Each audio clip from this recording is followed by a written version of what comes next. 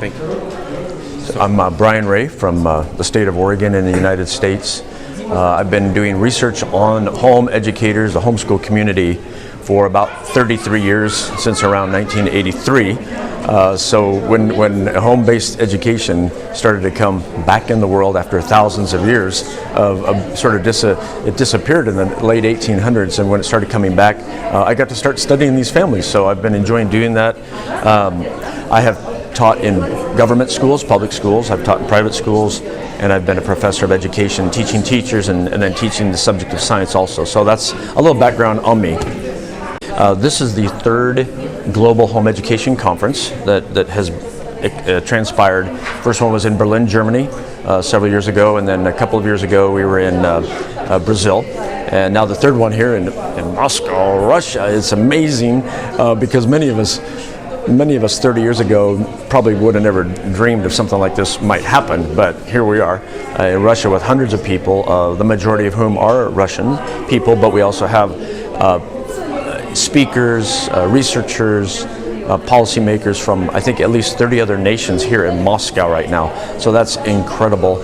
As a researcher, of course, I watch numbers and statistics, and I watch it particularly in the United States. In the United States, we went from most people were home educated until close to 1900.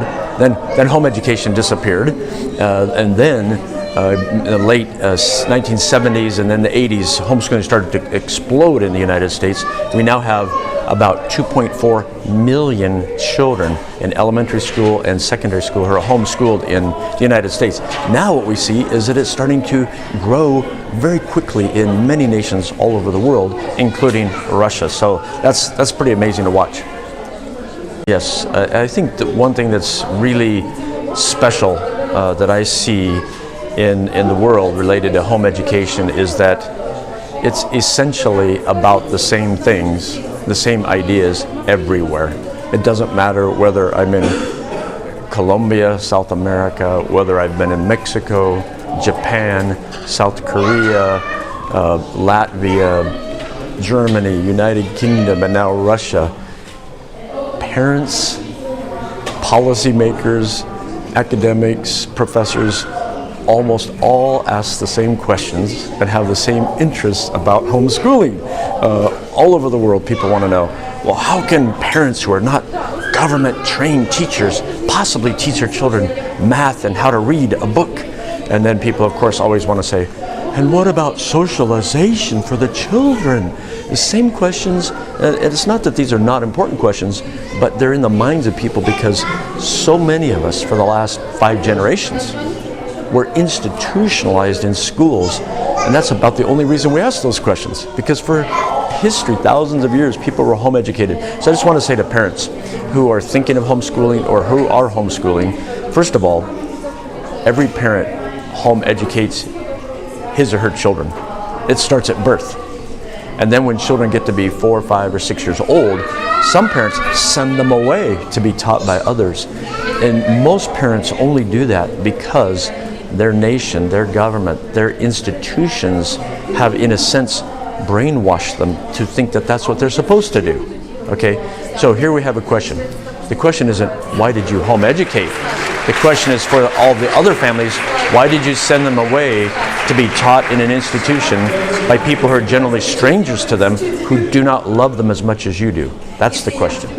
And I think what we see, first of all, not because that's the most important, from a research perspective, parents are very successful at educating their children in skills, knowledge, morals, and character. We know that from research. Second of all, we know that's possible from history. We don't even have to do research on homeschooling. And third of all, from a Christian worldview, from the perspective of scriptures, we know that that's actually the way God designed things, and He commanded parents to be the main educator of their children.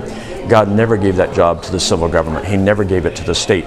So I'll wrap it up with this then, a statement about that. What's very important in every single nation is for individuals, whether they're parents, whether they are policymakers, whether they are academics or scholars, they need to realize that parents are the first main educators of children. parents for thousands of years, or if you're an evolutionist for millions of years, have been educators of their children. They're good at it, and there is no evidence that the state is better at this. The state, the civil government, needs to not interfere with parents when they educate their children. They just need to allow them to do a good job and encourage them and commend them for doing a good job. That's the basic concept. There's no evidence that the state needs to control home education. We know that from the United States and other places. Home education is best when left alone by the state.